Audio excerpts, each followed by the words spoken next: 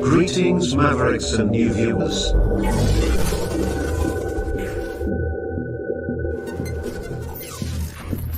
Tonight, direct and live from the Maverick News Network World Studios. This is Maverick News with Rick Walker.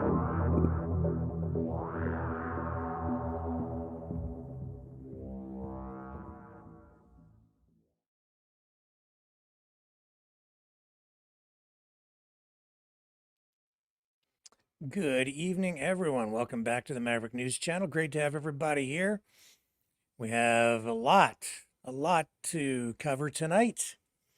Sorry I wasn't here with you guys last night. I'll tell you why a little later on, and I have a story to go along with it. We're also going to take a look at this no confidence motion from the Conservatives in the House of Commons from Pierre Poilievre, all designed to take down the Trudeau Liberal government. So we'll get into that. Also, Dragon will be joining us live from Montreal tonight, where he will be telling us about a lithium battery fire at the Montreal port. Also, Derek Reimer, drag queen story hour protest. You may recall he was thrown out of a library, went to court, found not guilty on some related charges today. He'll join us on the program shortly to discuss that live as well. And we have Chinese drones dancing in the air. We have a lot of stuff out of Gaza, stuff out of Ukraine. I don't know how much of that we will get into tonight. We have a lot of ground to cover here on the home front, but we'll touch on some of it as we dig into today's top news stories right here on the Maverick News Channel. Stay with me. I'll be right back. He's a fighter.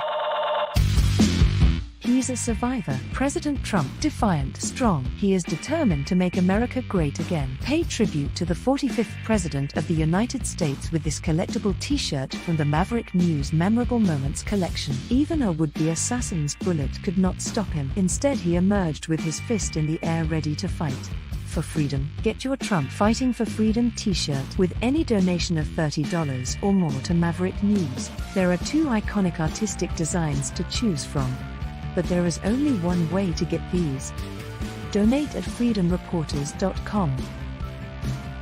Support free speech, free media.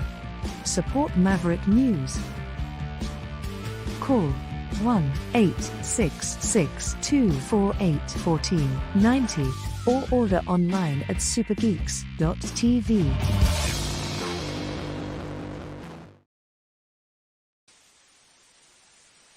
You know, someone very profoundly once said many years ago that if fascism ever comes to America, it'll come in the name of liberalism.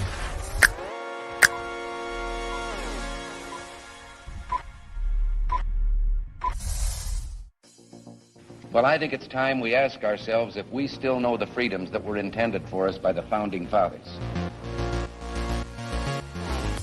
If we lose freedom here, there's no place to escape to. This is the last stand on Earth. The entire world is watching. Every dictator, every crazy dictator in the world is watching.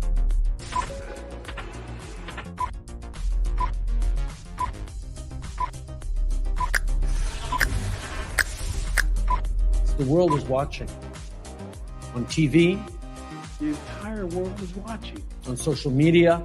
But the entire world is watching, and yes, they are seeing what we have apparently bravely been willing to say that others are thinking. Stand for freedom. Literally stand for freedom. Let's get this done. The entire world is watching. We're at war with the most dangerous enemy that has ever faced mankind in his long climb from the swamp to the stars.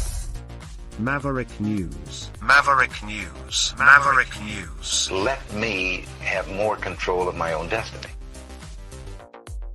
The world is watching.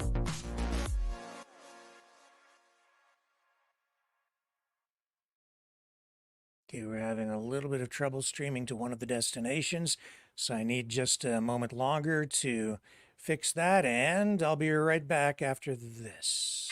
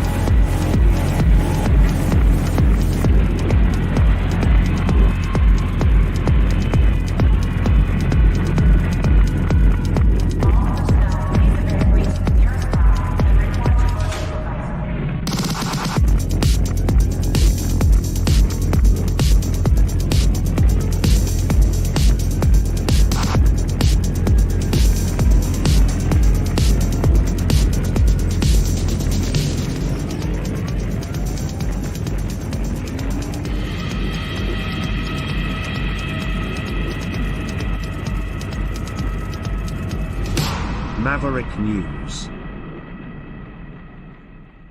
The world is watching.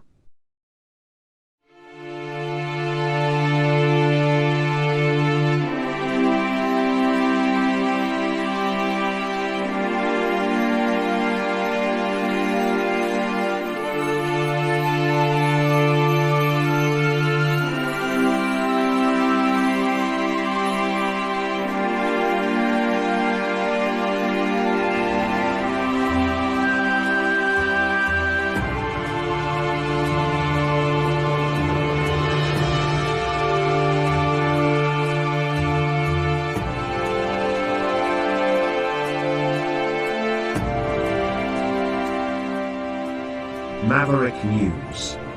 The world is watching.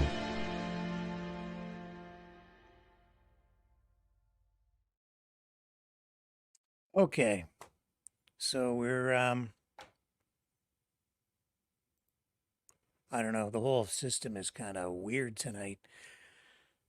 More strange things happening here. I'll do it on the fly while I talk to you, okay? So, I'm going to fix this. Hang on just a moment. These systems are complicated. I'm going to take this code and put it over here. And you don't know what I'm doing, but that's okay. Because we're just hanging out. Well, I set up live streams that were set up quite a long time ago. But now I have to do them again because they're not working. Okay, so this one goes there. And then this thing over here, which I'm going to copy, I'm going to put it in over here. Except it doesn't want to go in. Now it's going in. And now I've got that fixed. And now the other location is not working. Isn't that strange? Maybe because I'm not doing the right one. Let me just fix this. I'm going to do it again. I'm determined. The thing about the lesson to be learned here is never give up. Never, ever, ever give up.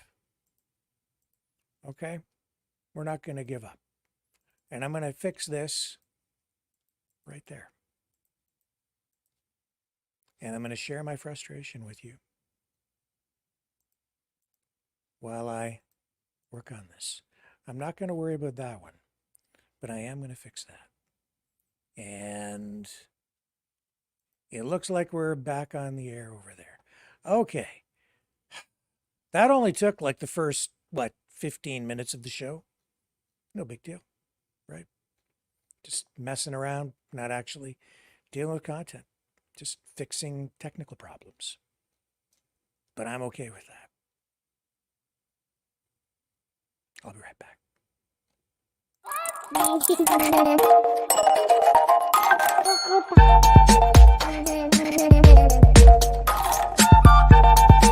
That's it.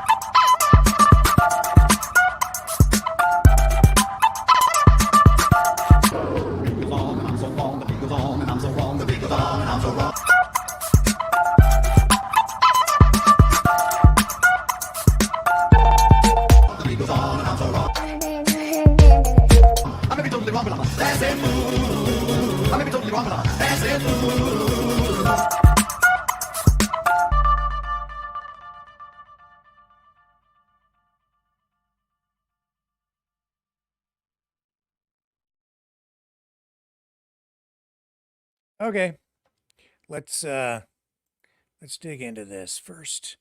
Members of Parliament back in the House today, and Conservative leader Pierre Poilievre pushed once again for a snap election.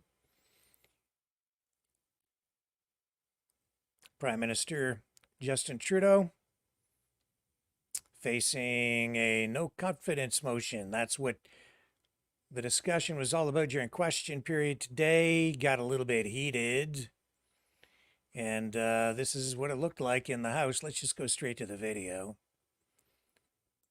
Let me get it queued up here. Still kind of behind the 8-ball as we catch up on the technical stuff. But let's go to the House now. Here we go. Here's Poilievre. Oral questions. Questions orales. The Honourable Leader of the Opposition. Tomorrow, the Bloc will have to vote on a motion to decide, yes or no, if they're going to keep the most centralizing and costly government in power in the history of Canada.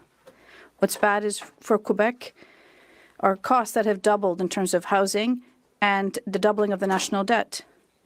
The Quebec Premier says that the Quebec nation doesn't want to show its confidence in this government.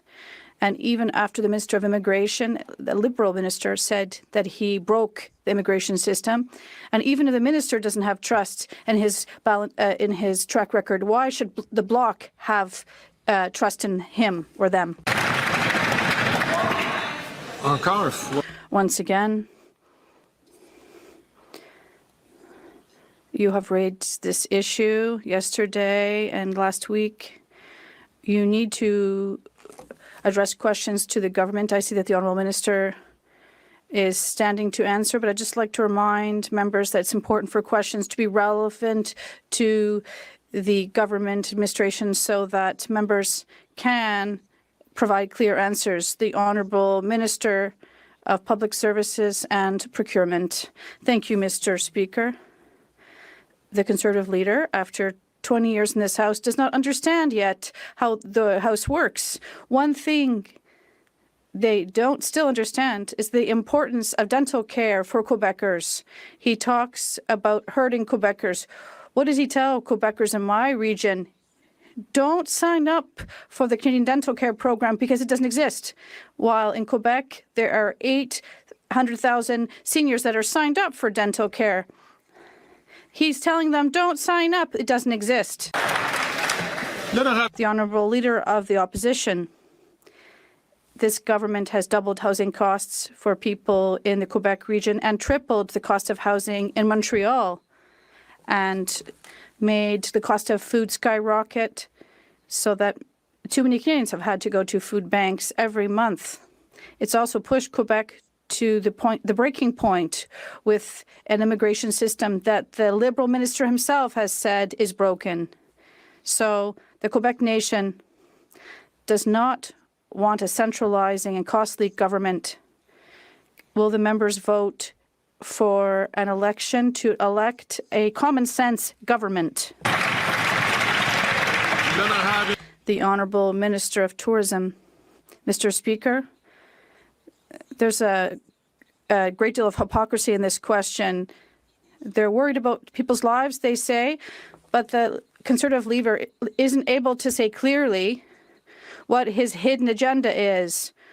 When the member for Grasslands has a trip paid to go to Florida, where he can sell a vision that is anti-abortion and anti-women's rights. And the first thing they need to do is control their caucus and reassure women here in Canada that their rights will not be affected.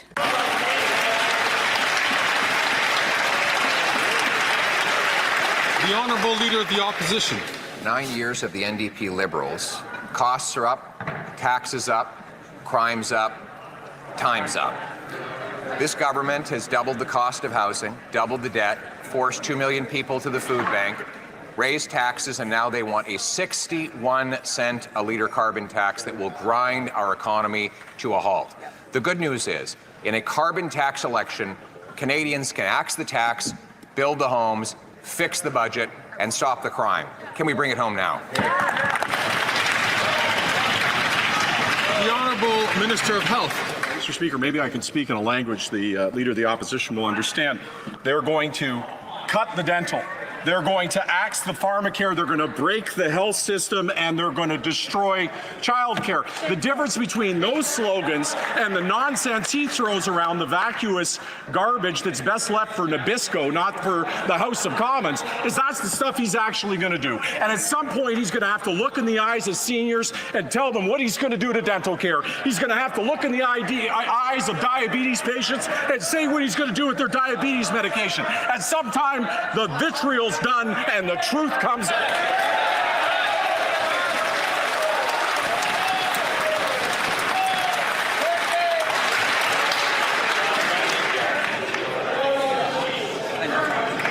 Colleagues, we're skating pretty close to the line. I'd recommend for members to ensure that they don't do that.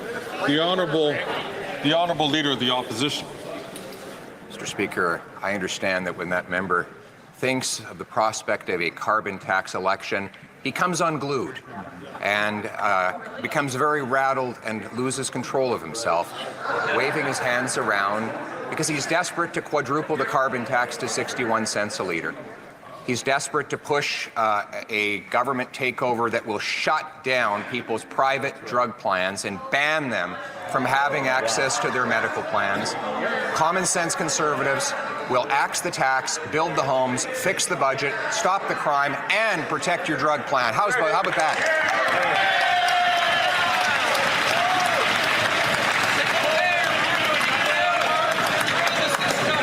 The Honourable Minister of Health. Mr. Speaker, this is the guy who said dental care doesn't exist. This is the guy that said providers won't sign up. Well, I got news for you. 750,000 people across this country got care. I also got news for you, Mr. Speaker, and that is more than 80% of providers has signed up. We're getting it done. So he can fearmonger, he can scare people, but we're going to get it done on pharma as well. We're going to make sure that diabetes patients get their medication. We're going to make sure that women get their contraceptive, because that's what freedom looks like. A woman who has choice over her own body.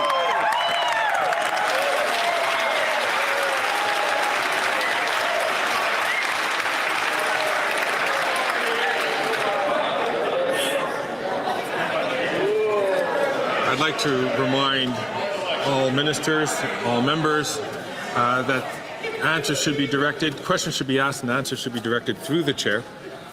And I'm going to again ask members to make sure we don't skate too close to the line. The Honourable Leader of the Opposition. What his plan does is quadruple the carbon tax to 61 cents a litre and imposes a single payer that bans women from using their existing private plans to get contraceptives or any other form of medication. That's what a single payer means. And that is not what freedom looks like, Mr. Speaker. What he actually wants to do is quadruple the carbon tax, which will grind our economy to a halt. It will be a nuclear winter for our economy. Why don't we allow Canadians to vote in a carbon tax election to decide if they're ready to axe the tax, build the homes, fix the budget, and stop the crime?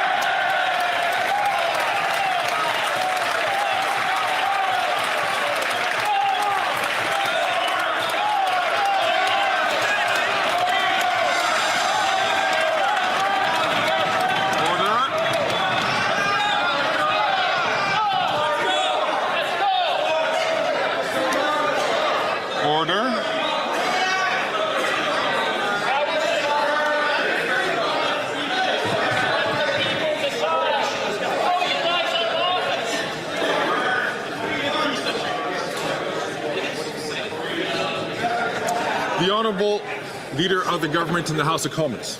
Thank you, Mr. Speaker. I'll tell you what freedom doesn't look like, and it doesn't look like Conservative members of Parliament taking all expenses, paid trips to Florida to talk about how...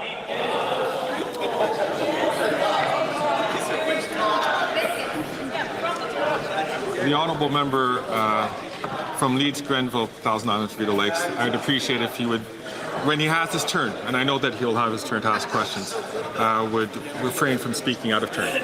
The honourable leader of the government in the House of Commons from the top, please. Thank you, Mr. Speaker. I'll tell you what freedom doesn't look like, and it's Conservative members of Parliament taking all expensive paid trips to talk at anti-abortion conferences and to push forward an anti-abortion vision of Canada. Mr. Speaker, when he talks about women's rights, he neglects to share his hidden agenda that would take away their reproductive rights. Mr. Speaker, when he talks about freedom, he only talks about half of the story. Mr. Speaker, today what we are doing is demonstrating that this House does not have confidence in the leader of the Conservative Party.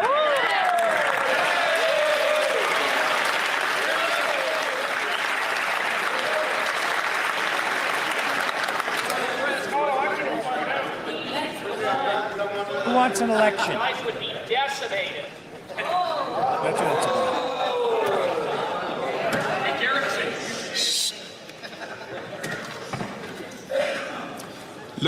The honourable member for La Prairie. Mr. Speaker, time is running out for the Liberals. It's decision time. They must choose between economic justice for seniors or an election. They can put an end to the two classes of seniors they've created by depriving those aged under 74 and under of 10% of OAS granted to the oldest. Or they can go out and officially consult people, hoping very, very hard that the polls are wrong. Will take the senior side? What will the Liberals choose? Time's running out. The Honourable Minister, Mr. Speaker, unlike the Bloc Québécois, it's the Liberal Party of Canada that works for seniors and has done so for recent years by increasing the GIS by $1,000, helping more than 1 million seniors in Canada. We increased 30% the gains from the GIS so that those who work can keep a larger portion of what they earn. The Bloc voted against that, Mr. Speaker. The honourable member for La Prairie. Seniors deserve better than partisanship. It's distressing to hear that the Liberals descend into partisanship when we talk to them about the standard of living of retirees. We're talking about seniors who have worked hard for decades to earn a good retirement. They deserve answers. Seniors are listening to us, so we're going to repeat this. Are the Liberals going to improve OAS for people under 74, yes or no? The Honourable Minister of Employment. Mr. Speaker, I'll repeat this once again for my friend and his party. Quebecers, seniors in Quebec, have the right to wake up this morning and wonder, what's happened to them? They've always voted against seniors. The Bloc has always voted against our plans to enhance the lives, particularly of seniors, of the most vulnerable people in Canada. And recently, they voted against the dental care plan for Quebec seniors. Shame on them, Mr. Speaker. The honourable member from Burnaby South. The Liberals are too weak to stand up to Doug Ford, so some patients are leaving surgeries with thousands of dollars of bills. The Liberals are too weak to stand up to Daniel Smith. And so people in our province are forced to pay to see a doctor. See, that's what Conservatives do. They cut and gut healthcare so their big business buddies can use that to rip off Canadians even more. Why is the Liberal government letting Conservatives privatize our healthcare system? The Honourable Minister of Health. Well, Mr. Speaker, if you're going to be talking about being too weak, 2 days after the NDP leader got a letter from the leader of the Conservative opposition saying to back out of standing up for pharmacare and standing up for improvements in the healthcare system, he ran away. And if he ran away from that, how is he going to stand up for Canadians, is what I would ask, Mr. Speaker. And I would say that we had a chance. We were working well together. We got things done on dental. 750,000 people, over 80% of providers. We were working well together on pharmacare. If he has ideas, he knows we were all ears. But he's all about politics, Mr. Speaker. He's all about trying to divide rather than working together.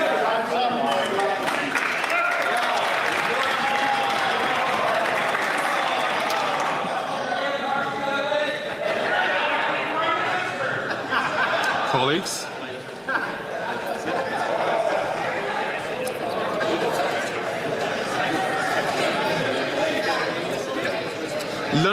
The Honourable Member for Burnaby South. Conservative premiers privatize our healthcare system and have done nothing about it. The last Conservative government slashed healthcare funding by $43.5 billion. This represents more than 60,000 nurses every year. But now the Conservative premiers like François Legault are privatizing our healthcare system, and the Liberals are doing nothing about it. Why are the Liberals doing nothing to protect people and Canadian healthcare legislation? The Honourable Minister of Health. I get frustrated because there is an existential crisis facing our health system, and it is represented in the person of the Conservative leader, whose cuts and approach to health care to destroy pharmacare, to attack dental care, to undermine the deals that we've signed with provinces and territories, greatly menace this thing that we treasure, public health. And the investments that we made, they must continue. The progress we made must continue. That's why I urge parliamentarians to stand up against what the Conservatives would do to this health system and work collaboratively to make sure that we get the care that every Canadian deserves. Okay, that's enough of that. But it does bring me to this next topic, which is related to healthcare. Yesterday, I was not here, and we'll get back at some point to talking about the non-confidence motion. That's good. They'll vote on that tomorrow. It's destined to lose.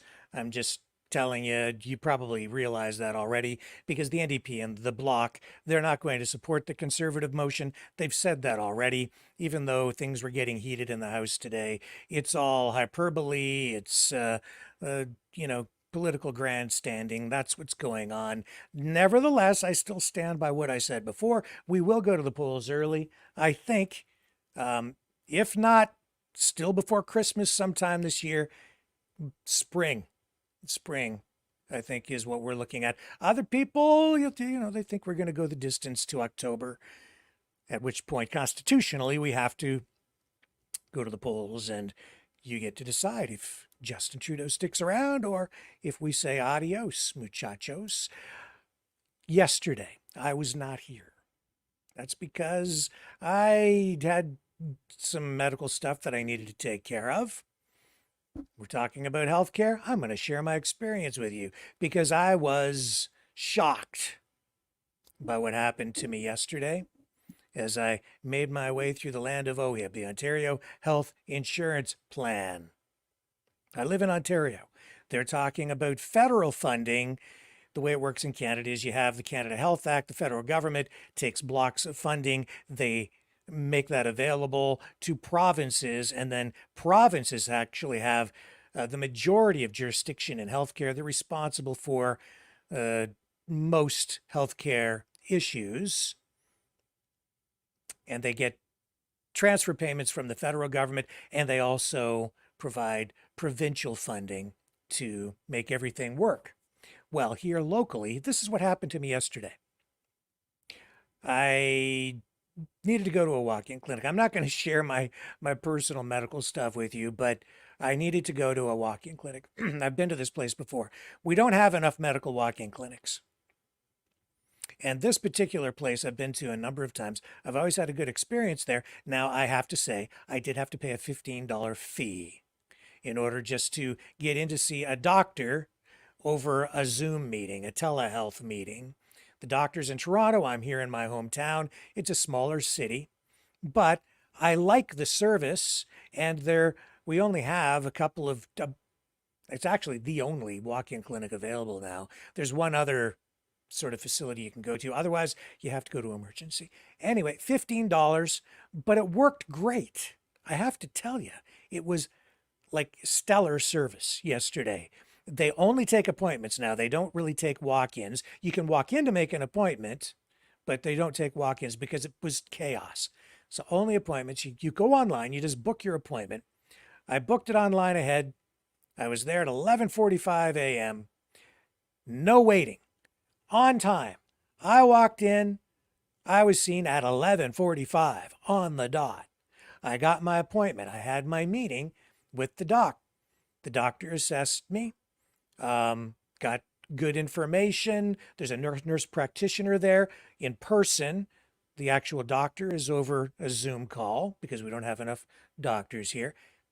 And then I was told you should go to emergency to have this thing assessed, and you need a CT scan. We don't want to take any chances, and you just have to go do that. And I said, well, okay, because if you have to make an appointment, normally it's going to take months. And in fact, I have a CT scan booked for November, but the doc said, no, you can't wait. You got to go over there and try to get them to give you a CT scan. So I go over to the hospital. Well, actually, I went and I got some lunch. I went home. I took care of my pooch, made sure he was okay. And then I went over to the hospital, and I was there within the hour. Okay, so I go in. Now, what time would it be? So it's about a little after 1 o'clock. I walk in. You take a number. You sit down in the waiting room, and I'm thinking, okay, past experience, I'm going to be here for like 12, 14, 16 hours, maybe till tomorrow, because that's usually the way it goes when you're going to emergency at a hospital, especially in a smaller city like this. So I take the number and I sit down, and I'm like, oh, okay, I'm here for the next day, right? And the vending machine is out of order. So you can't even buy a beverage. Fair enough. But that's okay. I sit there, but then this shocked me. Okay? This absolutely shocked me. Within 1 hour, in fact, no, let me backtrack. I got called in 15 minutes. 15 minutes. I was in and I got my assessment, my initial assessment, within 15 minutes. Super friendly, young guy, takes my blood pressure, puts an IV in me, gets all my history, blah, blah, blah. And then he says, okay, now we got you stuck with the needle and everything because for your IV, well, go sit back out in the waiting room. All right. Then I'm thinking, okay, I'm going to be here another 12 hours, whatever. While I'm sitting there, a little girl comes in. She smashed her elbow. It's all busted. There's another guy. He fell off an ATV. His back, his shoulders all smashed and everything. All right. There are a bunch of other people in the waiting room. They're all getting called. So I'm there. I was within an hour, less than an hour. I was in. They gave me a bed, and they're assessing me further. Right. They're getting me all set up. I was in a bed. In an actual bed in the emergency department, but with the curtain around me and everything, and I've got my hospital gown on, you have to figure out how to tie the thing and all that. And I'm sitting in the bed and I'm waiting for, something to happen. And I'll tell you, but while I was waiting, the little girl with her smashed elbow, she got seen, she got in, she got to see a doc. And while I was waiting, they took care of her in less than an hour. It was amazing. Now, she'd already had a cast on. She injured it again, but she was in and out in less than an hour while I was still waiting, which was amazing. She really needed urgent care. She got it. The other guy with the smashed shoulder and stuff, he's in there, and they took him in just ahead of me. Now I'm in the bed next to him, but there's curtains and everything around us, and I'm like, well, this is pretty cool. This is way better than I ever remember it before. And then this nurse practitioner comes in and she's talking to me. She's getting my information. And they get all this stuff, and they did blood work. They sent it over to the lab in the hospital, and the whole shooting match, right? And then they come back, and within an hour, they go, yeah, we've assessed all this. This is where we're at, and we're going to get you a CT scan. And I'm like, seriously? They're like, oh yeah, we're going to get you right in. Okay, rock and roll. So there it was. Within another half an hour, they had me walking over. I was over at the CT scanner. I got my CT scan. It was amazing. Absolutely amazing. Then, not only that, while I was there, my wife, spying on me, she phones the hospital. They put her through to emergency. My cell phone had gone dead. She couldn't reach me because I told her I was going over there. So she's checking up on me, as usual. And she calls in. I can hear her talking to the nurse. And the nurse goes, "Oh, well, his cell phone must be dead. Well, I can't take this phone over there right now. I'm sorry, blah, blah, blah." Anyway, she comes over. She says, "Is your cell phone dead?" I said, "Yeah, it just died a little while ago." She says, "Well, hang on a minute." She gets me a phone charger. I'm like, "Are you kidding me?" So she brings me a phone charger. I plug my phone in so that I can communicate with my family. And I'm like, "This is amazing. Amazing service." I said to her, "This is better than a 5-star hotel." I mean, the only thing that was missing was, like, I don't know, a high-class meal. I was floored, absolutely floored. But what it showed me was this. I've been highly critical, and I still am critical of the healthcare system, as you know. Socialized healthcare, not a big fan, because it results in long waiting times. And we still do have doctor shortages here. But what this illustrated was the conservative government that the health minister, or actually Jagmeet Singh of the NDP, who was complaining about, the conservative government in Ontario, run by Premier Doug Ford, provincially, okay, what they've done is they have taken a little bit of the private sector and they've married it with the socialized healthcare system, and they're making things work. And they're using new tools like Zoom meetings, telehealth, right? In order to make doctors more available in areas that are underserved, like my community. So you have access to a doctor, even if only by telehealth, to get the care that you really need, the basic frontline care. They're using more nurse practitioners, I noticed, at the emergency department. So instead of having doctors spend a bunch of their time going from bed to bed to bed to bed, collecting, the rudimentary information and doing sort of the rote tasks with all of these patients in emergency, the doctors are now freed up to deal with the more technical, more complicated, critical portions of the care, right? So that they can focus their time there, and that's more efficient. So they're using nurse practitioners to fill in for those sort of routine parts of the care process, so that the doctors don't have to do that, and they don't have to have direct contact at every point in the process of care. Hugely more efficient. Not only that, the level of care elevated to the point where you have staff running around they got me a warm blanket. They were like, "Oh, here, are you cold? Oh, let me tuck you in." I mean, it was literally like that. They were bringing me warm blanket, the phone charger thing. "Are you comfortable, Mr. Walker?" I'm like, "Yeah, everything's freaking great." I couldn't believe it. And I was in and out with assessed, the CT scan done, blood work, results back, the full assessment. They told me what was going on. And then they said, "Get out of here, you crazy knucklehead. You're not dying." And I was like, "This is amazing." They said, "And if you have anything else that concerns you, you make sure you come back and see us now, you hear?" And I was like, "Okay, I will." And this is in a smaller community. Totally amazing. I mean, I have to say, what they've done here is, even with all the pressures on the budget because of continuous demands from the healthcare unions, representing especially nurses, right? Doctors too, who want more and more money. In spite of all the pressures from opposition parties to, can't have any privatization. You can't do this. You can't do that.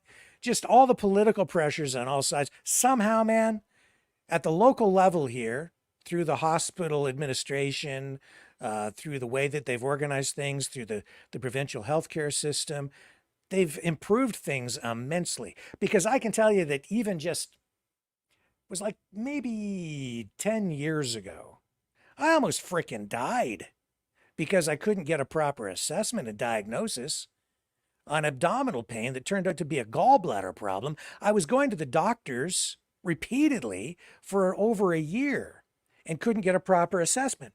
I was not properly diagnosed. They kept giving me antacids. My gallbladder was like seriously in trouble. I go down to the States working. I was down in Texas working at that time. And I'm driving around. I'm on the highway. I had to pull over because my gallbladder was basically bursting. And I got really sick. And I had to go to a hospital. I had to get an ambulance to take me to. I was that sick. It just suddenly just snapped like that. From feeling fine to like deathly ill. They took me to the hospital down there. I was assessed immediately, got great care. Now I had insurance, right? So I've been through the systems on both sides, and I sing the praises of the healthcare system down there in Texas simply because the quality of care was like off the charts good. State of the art all the way, the technology they used. Instead of like up here where they would have used a scalpel, they were using arthroscopic surgery. So they just made little tiny punctures. So you don't even like hardly see a scar. It's like incredible, amazing care. And I got assessed properly down there right away. But back here 10 or 11 years ago, or however long ago it was, I couldn't even get a proper assessment. A huge improvement. I have to admit. Now, there's still problems because of the socialization of the healthcare system, resulting in extremely long wait times, especially for some critical surgeries, things like even knee transplants, heart surgeries. Depends on where you live, what the experience is that you're having. But I have to give credit where credit is due. And what it shows me is that if compromise, if pragmatism wins the day, if people let go a little bit of their ideology and flex, you can take a little of this and a little of that, and you give a little over here and give a little over there, you can make things work. That's what I experienced yesterday.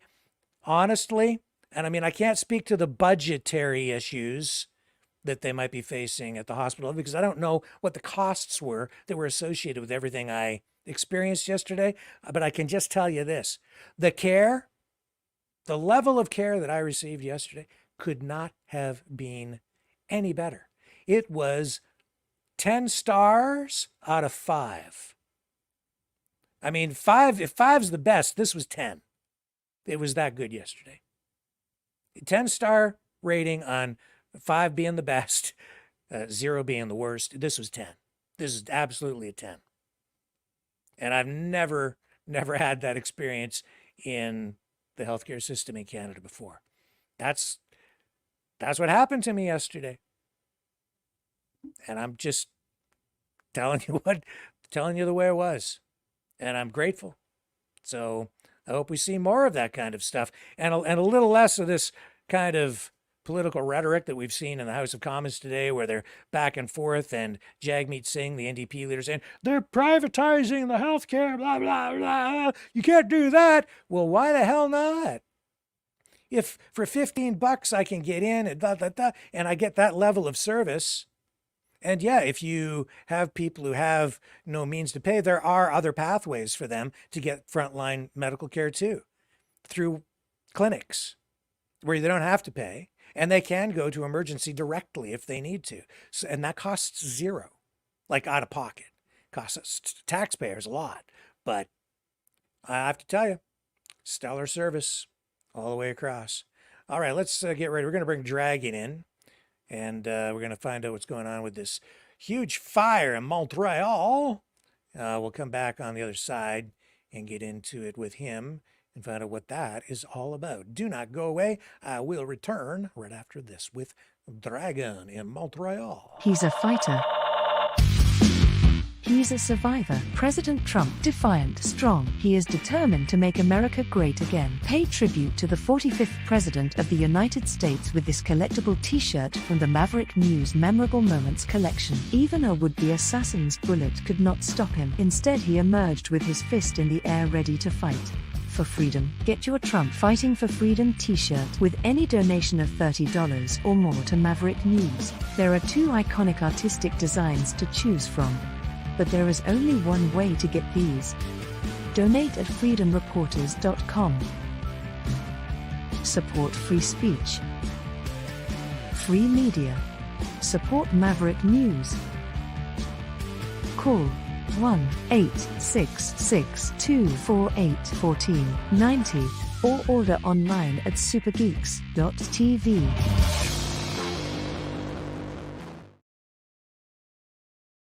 Okay, I'm back, and joining us live now from Montreal is Dragon. Hello, you're in the Dragon's Lair tonight. Yes, sir. I'm in the Dragon Lair. How are you tonight, Mavericks?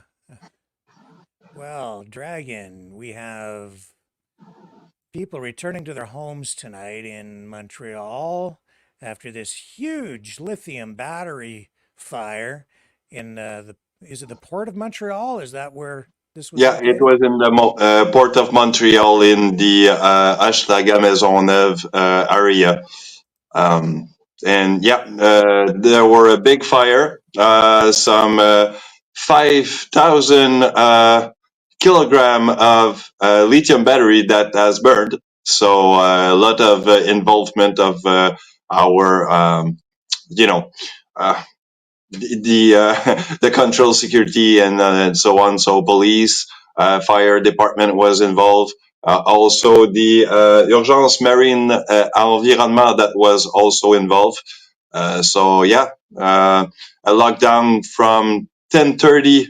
No, sorry, 4:40 p.m. yesterday till about 1 o'clock yesterday. Right. So Firefighters first called to the scene around 3:15 p.m. yesterday, as I yeah. understand, and then they told people to begin to evacuate the surrounding area at what you say about 4:30 p.m. yesterday afternoon? Yeah, and actually, it was around 10 p.m. 30 that the fire was kind of contained. So yeah, this is where uh, the guys there has told the people that they could come back at some point at home. So people were demanded to stay at home if can, not to go out.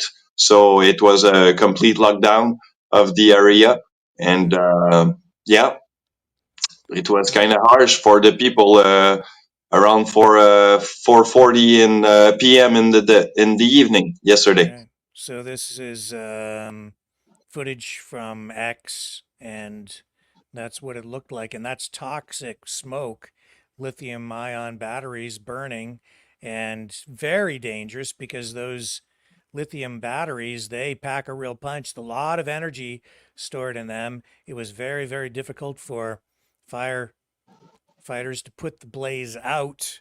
That's why I think they're still on scene. But tonight, just what, a few hours ago, they started to allow people to go back to their homes. Yeah, and actually, well, it was since probably yesterday. They have started to let the people go back home, but we are still, trying to investigate on what have happened. So it's still ongoing. But the fire has been contained. There's no fire anymore. It's just the cleaning. It's the cleaning portion now of the situation that has been involving. So yeah. All right, now you can stay with me if you like, Dragon, but we've got to move on here to Derek Reimer, who's joining us live. Hello, Derek. How are you tonight? I'm doing great. How are you guys doing? We're just fine. So great to have you back on the program. Thank you so much for giving us some time tonight. I know you're in high demand because your court case was delivered a not guilty verdict. And this is related to your protest at a drag queen story hour protest at the Seton Library in, I believe, Calgary, correct? Yes, that's correct. So tell us what happened in court today. Yeah, oh, we lost him. Alarm to start this interview. Yeah, sorry there, Derek. We lost your video. There you go. There we go. We're back. Just had my alarm go off. Okay. So, yeah, we are we're thrilled. My lawyer, myself, my wife, and I'm sure my unborn child. So it's been a long time coming here. You know, a year and a half plus since the original protest at Seton Library. We went in, we talked about Jesus. We warned the parents about exposing their kids to this kind of perversion, this corruption, this sexualizing the kids via the books, via dress up, via their dances, etc. I got physically thrown out of the room. I continued to preach. I wasn't even charged yet, but the mayor, our wicked mayor here, went on a Twitter tirade, and the cops then 3 days later or so came and arrested me near my home on a prayer walk. So we had justice today, 2 counts. So one of mischief and one of causing a disturbance. I was acquitted of both, and evidence just wasn't sufficient. So praise God. Right. So I think this is the video of the incident, correct? Is this the Yes, right that's one? right. Yeah. So this is what happened. And when was this? How long ago? This is February. I think it's was it the end of February 2023? Right. And this is at the Seton Library, which is in what part of Calgary? That's in the southeast corner of Calgary, Alberta, Canada. Okay. And so the charges again that were dismissed today, found not guilty. What were they again? Mischief and causing a disturbance. Okay. And is this how important is this? Does it set any kind of precedent? Oh yeah, this is very significant because this was the main charge that ignited just a flurry of charges afterwards. I got 11 in total. So my lawyer believes that with this acquittal, this has clout, this has influence, and it holds weight going into another verdict that I have October 7th. This is for allegedly breaching my bail conditions of 200 meters, to be outside of 200 meters of a drag queen story hour. So that's just shortly here around the corner. He feels confident about that. But then even going into now a sentencing hearing in November 28th, we're appealing that because she had come to a conclusion of a guilty verdict based off of the feelings of the defendant, the complainant, that wasn't conveyed in court at all. That she was feeling intimidated, that she was fearing for her safety. She never said this. And the judge had just reasoned by her, shutting down her LinkedIn account, reasoned by privatizing her Facebook account, and determined on her own, the judge, that she is fearing for her safety. And based off her feelings that she derived from this type of behavior, that now this warranted a criminal harassment verdict. It's radically different with this other judge. What he said was, okay, even though Mr. Reimer went in and said used some offensive language, or could be deemed like that to some people, or possibly insulting, that is not criminal. And people's feelings do not dictate if something is criminal or not. So again, what's appalling in our court system is you have one judge who is more in tune with the political narrative of the city, and another judge that isn't partial at all. He's just like, I just want to focus on the evidence that's before me. So hence why we're going to appeal that criminal harassment. And we're just taking this, one court case at a time. Okay. So what next? You still have some charges then you have to deal with. When are you back in court? Yeah, so October 7th, that is the verdict for allegedly breaching my conditions. Again, my lawyer feels confident about that. He says these conditions are based off of the original charges of Seton Library that I was just acquitted on this morning. So he says that could definitely hold weight and have an influence. We'll see. There is a thing called a mens rea. It's a court term of getting inside like the criminal mind of intention, willfully intending to break the law. So with this particular case, in a nutshell, they are saying that, I broke that imaginary 200-meter line to not go beyond that to a drag queen story hour event. They said I was at like 162 meters. So my lawyer's defense on that was, okay, well, Mr. Reimer was hanging back in a parking lot. He couldn't see the building. He was with half a dozen or 6 to 8 supporters having coffee in a parking lot, and the cops came and immediately arrested him. What's the mens rea behind that? Meaning, was there intent that he knew, that I knew that I was breaking the law, that I wanted to break the law? So his argument was, if he wanted to, wouldn't he be at the doors? Wouldn't he be gone inside the library building? Of course. So my position of being 162 plus meters away from the building shows that I'm intending to stay back. It shows that I'm not trying to breach. It was a mistake. We were a little bit too close. I think that there's credence to what they're saying in terms of the meters. But it's interesting because even in my second bail hearing, the judge said, well, did the cops just tell Mr. Reimer just to back up a few steps? And then they said, well, no, they didn't. See, again, mens rea would say that, oh, I intentionally tried to do it. And if I intentionally tried to, then why wouldn't I be closer? Why would I be 2 parking lots away? Why would I be behind a building I can't even see the Drag Queen Story Hour from? It doesn't make any sense. So that's why we're feeling good about going into this trial. My lawyer is actually here right now, and maybe he could share a few words. Oh, sure. Yeah, that would be great. Hey, Hello, it's nice sir. to see all of you. We're here. We just got done speaking at the Coots rally out here. It's nice to see you, and I want to say thank you for covering Derek's story. It's nice to get this out there, and it takes all of us. Yeah. So, how important is this case, and how might it impact other cases? I think this is the one. Derek is 4 trials right now. This is the one. This is where it all kicked off. This trial started. He went to the library. This is February of last year. He's been on for more than 18 months about this.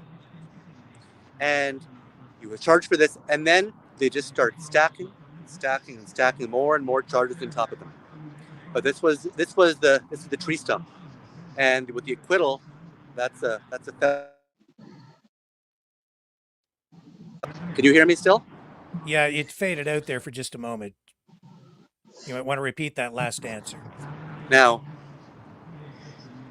the conditions that he was convicted of breaching, where did they come from?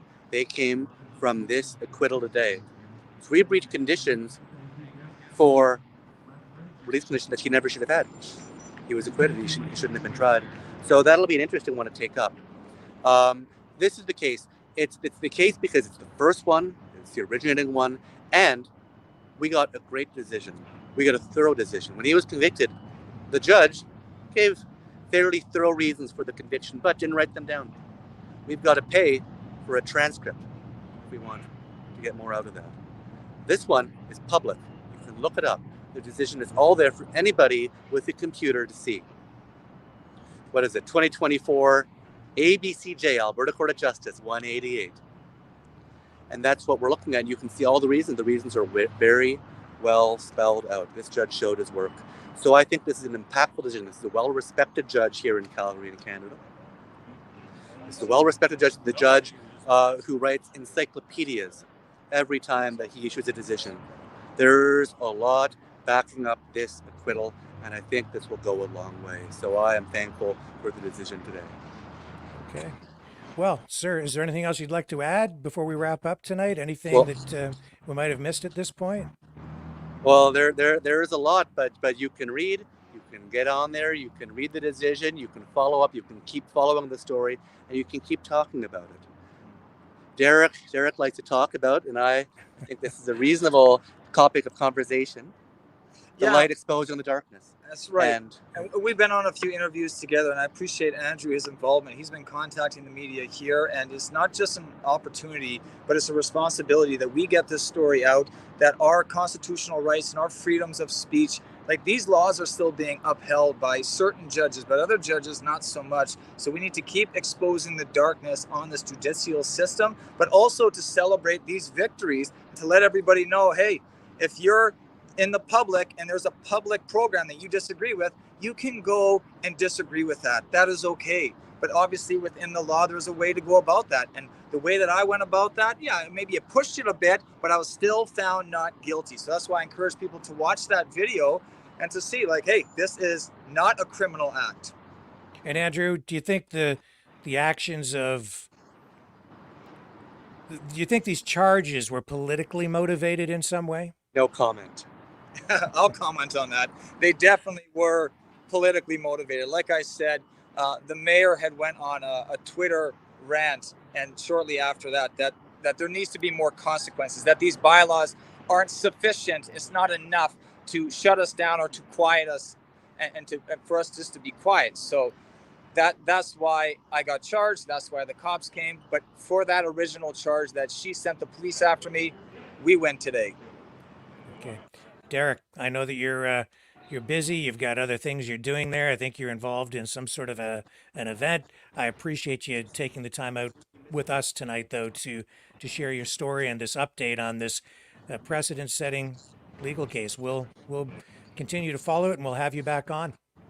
Yeah, thanks for giving me the opportunity to share again. I'm at a rally here. We're just in honor of the Coots boys who are in jail. They got sentenced to 6 and 6.5 years. There's an injustice going on right there, an injustice with my criminal harassment case. But we are going to continue to expose the darkness, have a voice, and speak the truth. God bless. All right. Thank you, Derek. Derek Reimer, everybody. And we will be right back after this, and we'll continue with Dragon. Stay tuned. More ahead right after this.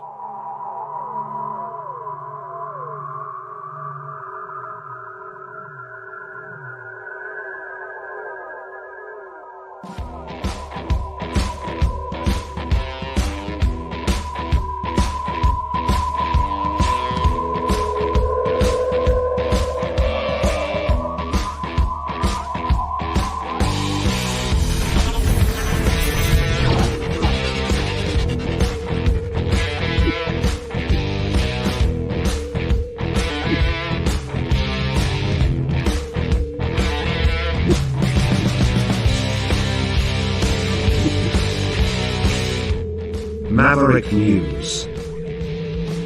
The world is watching.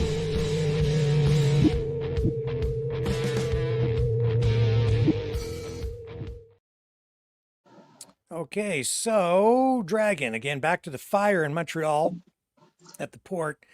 My understanding is the fire was contained to one shipping container full of these batteries. Is that correct? That's correct. And you say the fire is still under investigation, so we don't know what caused this? Yeah, we don't still know what did cause the fire, but I will stay on the alert, and well, we will update you on this one for sure. Okay. And yeah, so the investigation continues, and people, I guess, who live in the area must have been very concerned about toxins from the smoke at the time. But first responders, firefighters have indicated that the environmental risk to the public at this point now has passed, and all is basically well. Although, I mean, you burn lithium batteries, and that smoke is highly, highly toxic. You do not want to be downwind from that, right? Exactly. Yeah, around 10 o'clock 30 yesterday, the environmental aspect of the situation was kind of lifted, and the authorities declined that it was probably okay to get around and open windows and so on, because at some point they have asked a certain portion of the area to close their all their windows, and also air clims, just to make sure that they don't have the fumes. So yeah. Okay. And we'll now push that aside because you have something even more important to talk about. I understand somebody sent you something of note. What was that? Well, one of our listener, Norfa, did actually send me something. Noella Strong, and I will tell a beautiful thank you, because, well, look, a beautiful air cooker, and also a crackpot with a beautiful card, and also a beautiful card of for Walmart, so I can get some good stuff. So you know what, guys, I'm gonna make myself a little gift, that's for sure. But I will say thank you, Noel. This is a beautiful gift, and seriously, I'm stoked. Awesome. That's wonderful. That's just Well, fantastic. this is the proof that the Maverick family is a strong family. We all care about each other's, and yeah, I think that this is a wonderful way to say to each other how we love each other. And I think that there's always some beautiful people around, right? So always look into the most positive sides of the people around you. That's fantastic. Well, thank you, Norfa, for sending Noel that to Aston of a real name. yeah, Thank you. for sending that to Dragon. That's fantastic. I will make good use of it. I can tell you Okay. that. All right. Dragon, thank you so much for joining us tonight and bringing us up to date on that fire out of Montreal. Well, actually, it's the first coverage we've had because I wasn't here last night, but I really appreciate you looking into it and getting us all the most up to date information. Well, all the pleasure is mine. And you can find me on Twitter and also on my Facebook, Dragon. So, guys, I will wish you a beautiful night and stay tuned because Rick is not done yet. That's right. We've got more coming up right after this. Thank you again, Dragon. We'll talk to you again soon. All right. Take care, guys.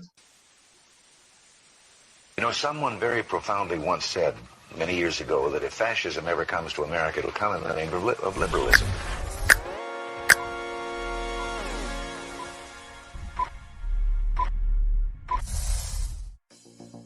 Well, I think it's time we ask ourselves if we still know the freedoms that were intended for us by the Founding Fathers. If we lose freedom here, there's no place to escape to. This is the last stand on Earth. The entire world is watching. Every dictator, every crazy dictator in the world is watching.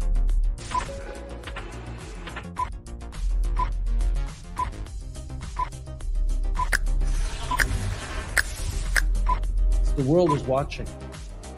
On TV, the entire world is watching. On social media, But the entire world is watching, and yes, they are seeing what we have apparently bravely been willing to say that others are thinking. Stand for freedom. Literally stand for freedom. Let's get this done. The entire world is watching. We're at war with the most dangerous enemy that has ever faced mankind in his long climb from the swamp to the stars. Maverick News. Maverick News. Maverick News. Let me have more control of my own destiny. The world is watching.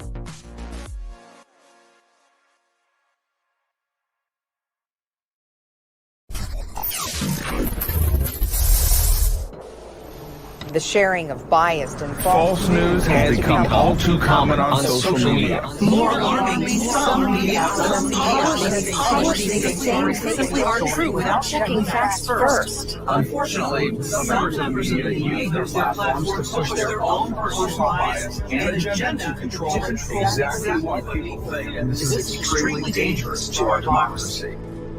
In an ocean of lies a century deep, the truth awaits. Choose not the red pill. Choose not the blue pill. For both are an illusion. Discover the power of M. The power of individuality. We are mavericks. We are the way to the light. Fear not the storm. Join our quest for truth. Truth will set you free. Maverick News. The world is watching. Okay. This guy right here. This guy is in a whole heap of trouble. This is Warren Jones Crazy Bull. He's 64 years old. He is accused of making at least 9 threatening calls to Donald Trump's resort in Palm Beach, July 31st. This according to a criminal complaint. He has now been charged with threatening to kill Donald Trump. Not just in those phone calls, but also in this video, which I am not going to run, because if I do, we'll probably get slapped on the wrist by at least one or two of the social media platforms out there, because he does, in this video, make a direct threat against Donald Trump. He also says he wants John, I guess a reference to JFK Jr. He also wants him dead. The thing is, though, John F. Kennedy Jr. has been dead for 25 years. He spouts off with really a string of kind of crazy talk. He says, "Find Trump. I'm coming down to Bedminster tomorrow. I'm going to down him personally and kill him." That's what was allegedly said in one of the phone calls that he made to directly to the former president's facility. And now he's facing like direct charges. He's under arrest. And he was taken into custody back on August 1st when he made similar concerning threats on Facebook using, I guess, one of his other aliases. He has many of them, including the name Tracy Jones. And he refers to Trump as Pig Trump. Wants all of the Trump assets seized. Also calls on authorities to seize all the assets of the Kennedys, which makes one wonder if he's simply referring to John Kennedy Jr. or maybe other Kennedys, maybe even RFK Jr. I don't know.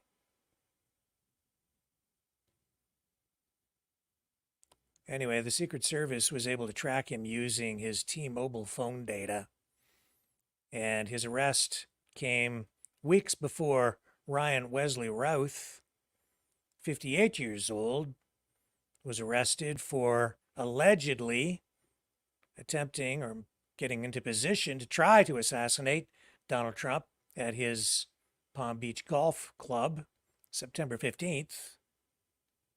Crazy Bull also makes some crazy references to being the king or something and having some sort of authority, I guess, like he's in charge. It just is incoherent. I think maybe the guy's been watching way too much stuff on social media, way too many crazy videos that sucked him down into some pretty deep rabbit holes. Anyway, he's now facing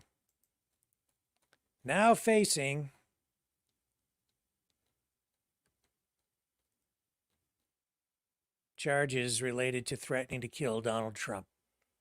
So there he is. That's the man, Crazy Bull.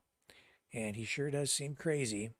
If you want to see that video, you can go to the Maverick News Twitter account, and I have it posted over there in its entirety, the full clip, so you can see it. And in a related story, the son of Routh, the guy who was arrested at the golf course, well, that wasn't actually at the golf course, but who was arrested because he allegedly was planning to assassinate Donald Trump. His son has now been arrested and is charged with, let me get you the right information here. I've got my notes up. I hope I didn't lose them. I believe it's child porn, possession of child pornography. Let me take a break while I cue this up. The technical problems at the beginning of the show again kind of threw a monkey wrench into things here. So let me get that so I have the correct information to share with you.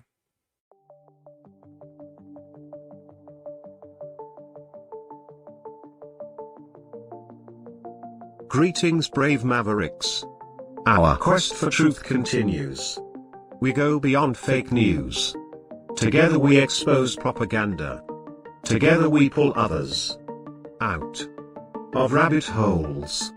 We are maverick thinkers.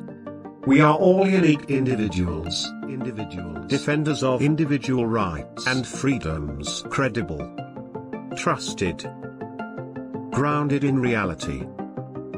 Maverick News, Maverick News. Defending free speech, Donate at freedomreporters.com. Do it now. Tomorrow may be too late. Maverick News. The world is watching.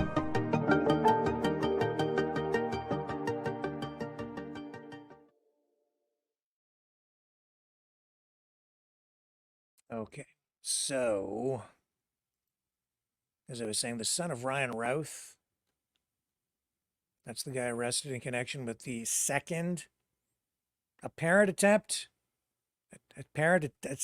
attempted assassination of Donald Trump, has been taken into custody on charges of possessing child pornography. Now, those are federal charges. They discovered, according to investigators, hundreds of files with child pornography during a search of Orrin Routh's home in North Carolina in Guilford County. The search was conducted Saturday, according to authorities, in connection with an investigation unrelated to child exploitation. So the two charges he's facing include possession of child pornography and receipt of child pornography. The unrelated investigation apparently referred to Routh's father. Of course, he's still in custody. The judge ordered him detained pending trial Monday. Investigators say pornography was found on a cell phone inside Orrin Routh's bedroom in the residence. And in fact, there were actually two cell phones that were recovered. And they say the pornography was found on a Samsung Galaxy Note, as well as another Galaxy Note, both of which they say were in Orrin Routh's possession. They reviewed a memory card located in the first device and say it contained hundreds of child pornography files. And they say those files included videos from a known child pornography site that was created outside the state of North Carolina. Another story that is developing, and we will continue to follow that. Now, on the strange, unusual, even the fake news side, I take you to this post from Bricks News, which I would say is getting some traction online, but the post itself is not, in my view, accurate at all. And I think even the accompanying clip, soundbite that they provide with their post on X tonight illustrates exactly what I'm saying. Of course, a lot of people, adversaries of the West, would like to undermine confidence in our economic system.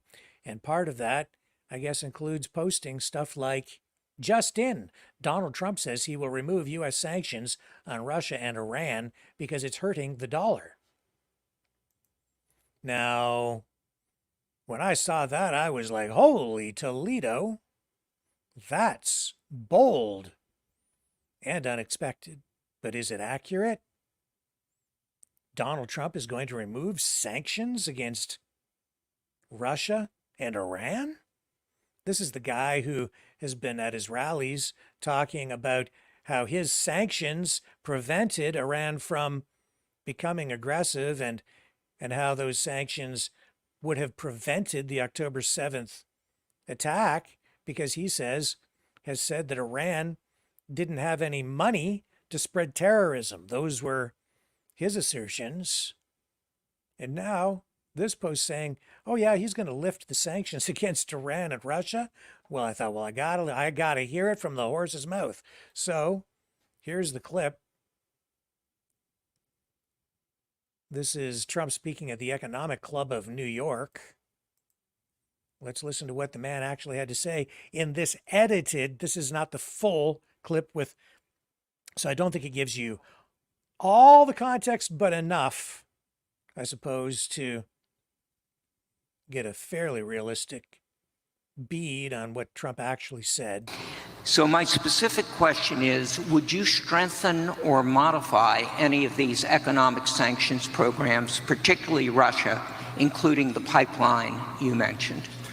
Well, it's a great question. The problem with what we have with sanctions, and I was a user of sanctions, but I'd put them on and take them off as quickly as possible, because ultimately it kills your dollar and it kills everything the dollar represents, and we have to continue to have that be the world currency. I think it's important. I think it would be losing a war if we lost the dollar as the world currency. I think that would be the equivalent of losing a war. That would make us a third world country, and we can't let it happen. So I use sanctions very powerfully against countries that deserve it, and then I take them off.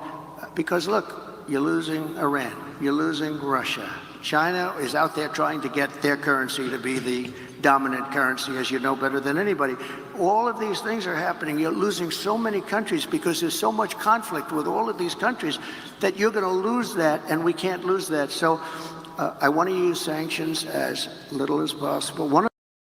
Okay, but he didn't say he's taking them off. That's not what he said. He didn't say he's just taking the sanctions off Iran and Russia. So if you're reading headlines like that, that's not accurate. He said he wants to use them as little as possible. He puts them on. He uses them aggressively, has used them, would use them again. That's what he's saying. He's saying he would continue to use them, but would take them off quickly as soon as they're not needed anymore. But he would use them against countries that he feels he needs to use them against. So he's used them against Iran in the past. There's no reason to think that he wouldn't again in the future, but perhaps try to use them in a more responsible way, or maybe use them in a less aggressive way than the Biden administration has. I didn't take from that at all that he is just going to, across the board, take all sanctions off Russia and Iran, in particular Iran. I don't know what's going to happen I don't know what would happen if he is reelected. I don't think anybody does. He's a bit of a wild card at this point, not just because of people not knowing what he's going to do, but because of the people that are around him this time. It's a different mix of people around him. The administration you would get with the Trump presidency would be much different this time than it was the last time. That being said, he would still be the president. He would still be directing things. So I can't imagine that he would just take all the sanctions off. In fact, this is the guy who wants to use tariffs, right? He wants to use tariffs to bring back the economy, and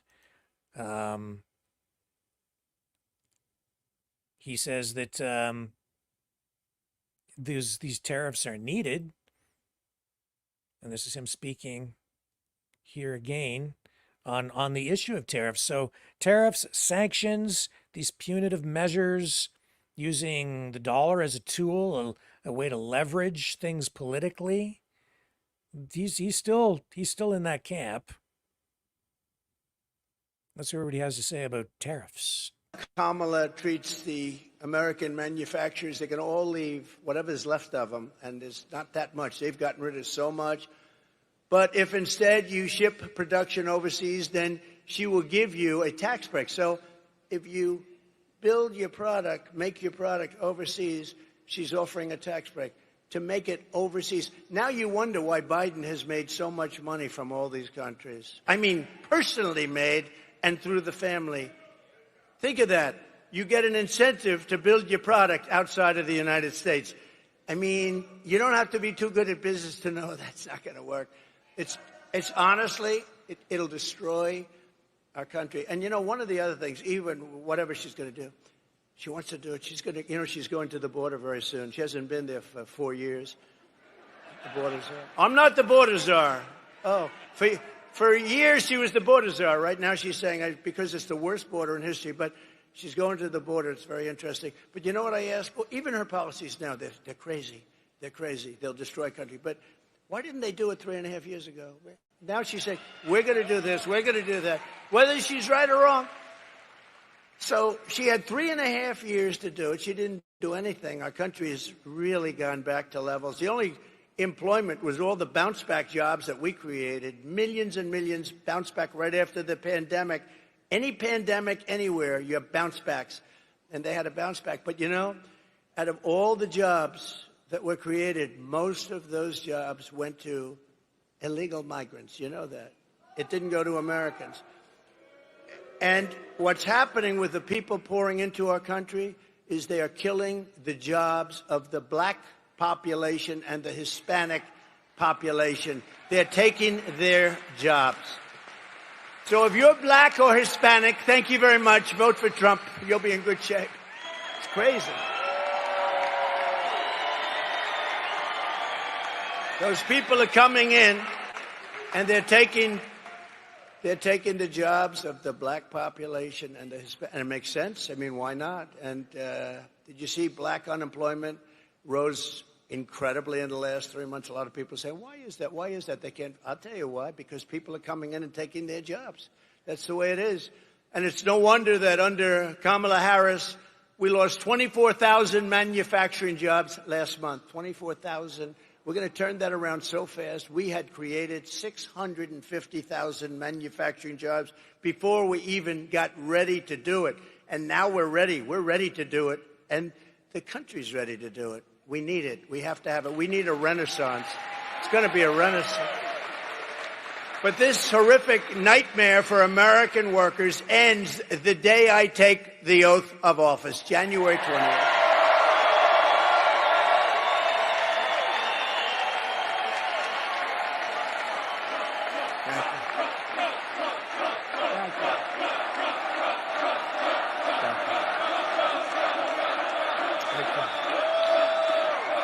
Thank you very much, everybody. Thank you.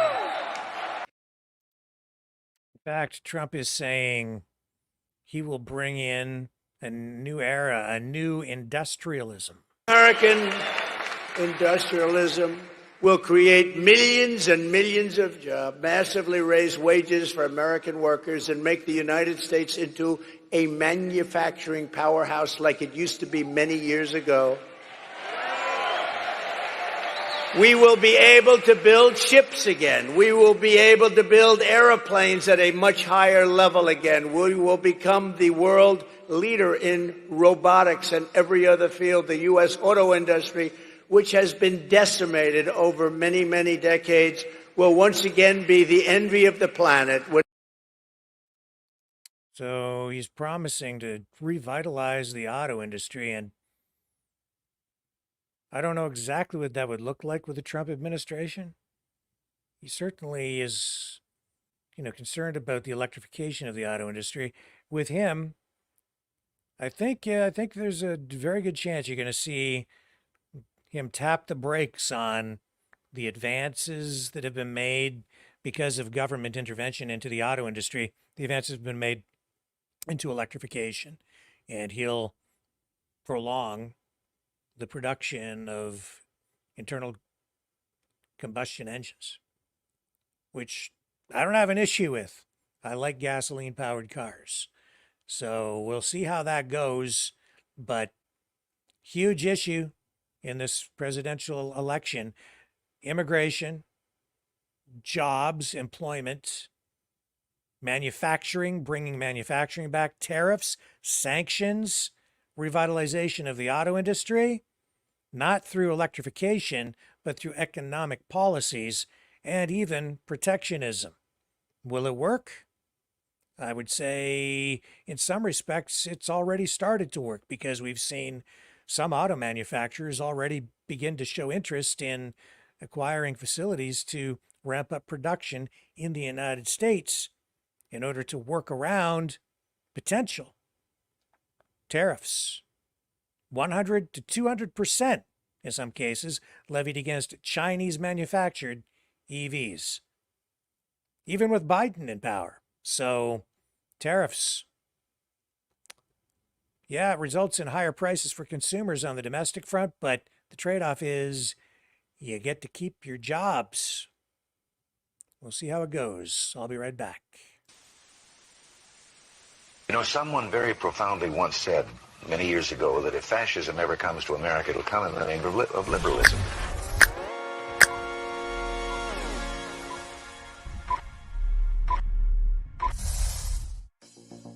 Well, I think it's time we ask ourselves if we still know the freedoms that were intended for us by the Founding Fathers.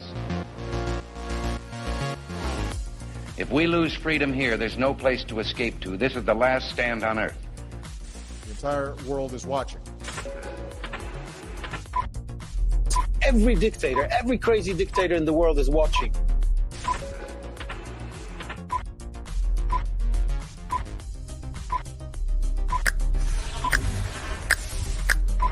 The world is watching. On TV. The entire world is watching. On social media. But the entire world is watching, and yes, they are seeing what we have apparently bravely been willing to say that others are thinking. Stand for freedom. Literally stand for freedom. Let's get this done. The entire world is watching. We're at war with the most dangerous enemy that has ever faced mankind in his long climb from the swamp to the stars. Maverick News. Maverick News. Maverick News. Let me have more control of my own destiny. The world is watching.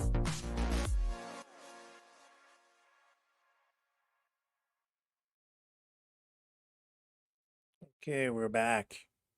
I see in the chat, Johnny is, again, we've had this conversation on the side about tariffs, and he's saying, yeah, right, pay 3 times more for the product.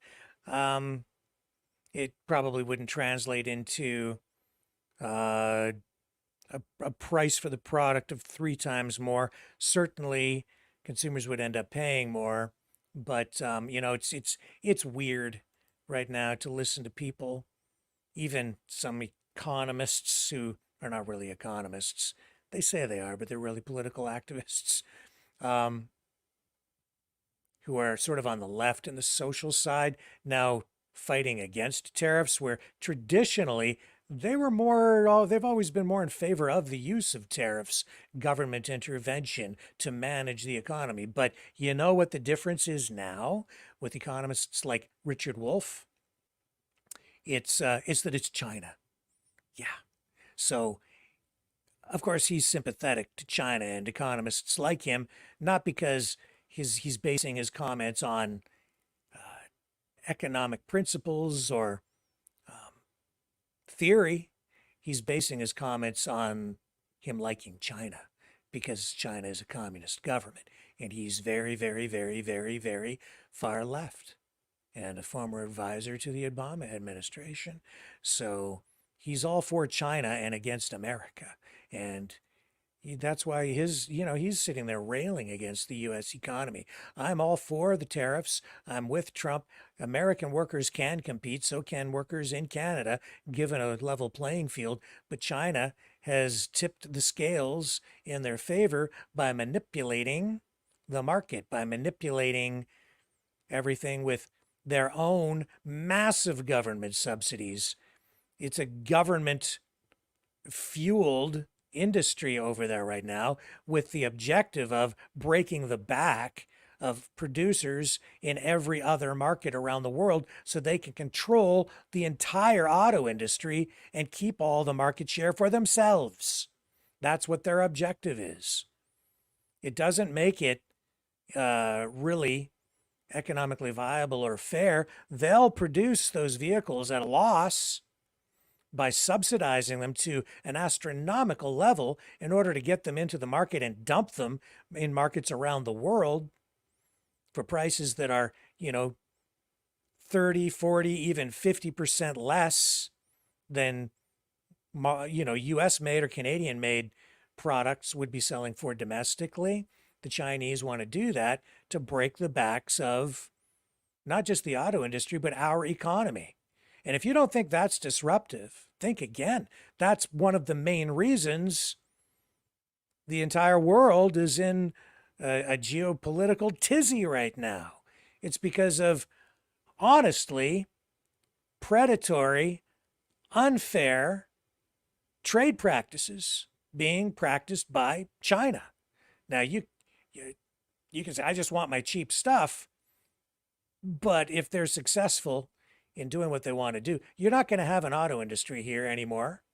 And all the money that's been invested from our governments in retooling all of the factories and propping up the companies that are there to push them into electrification, all that will go to waste. We'll just be holding the bag on a giant debt with no means of production to create wealth to pay the debt back that we then owe. So we have to have access to their market. They can then in turn have access to ours. It has to be fair trade back and forth. And if it isn't fair, then you have to find some way to level the playing field and protect your industry and protect your workers, at least in the short term, so that you can adjust things and make things work for everybody. It's just the way it goes. I would prefer that we not have to use tariffs, and this is me editorializing, but in the face of that kind of attack, that's not trade, that's an attack, is what China is doing. And they're doing it with their own form of capitalism, even though they're a communist government. That's authoritarian mercantilism, using foreign investment from people like Warren Buffett, who have dumped massive amounts of money into companies like BYD. And I've been warning about it for years. And now we're seeing it. You go to a lot of other countries and you'll see BYD vehicles on the roads. But here, not so much. That's because we've insulated ourselves from that competition. Now, those brands are coming here, but as Trump is saying, you want to sell them here, you got to build them here. And that's what those tariffs are ultimately designed to do. It's not really about trying to make consumers pay more. It's about providing an incentive or even a requirement for those foreign companies like China to not just sell products here and dump them, but to invest in the market here, to invest in facilities, tool up, maybe even buy factories or build new ones. And that's investing in America. That's bringing foreign investment into the United States and Canada. And we know that officials from BYD have actually been looking at the production facilities owned by Chrysler, Stellantis in Ontario. And they've been over to the Chrysler headquarters in Michigan, having discussions. We know that happened. What will come of that? We're not sure, but we're certainly keeping an eye on it, and we will keep you posted. Don't go away.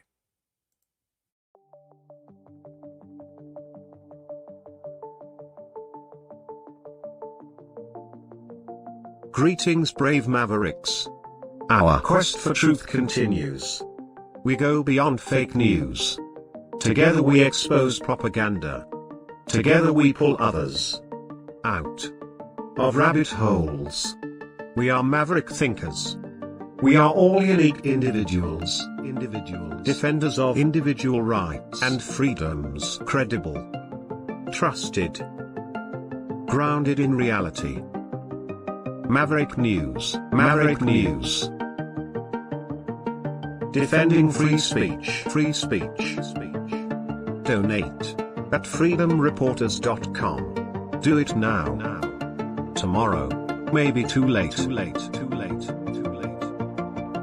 Maverick News. The world is watching.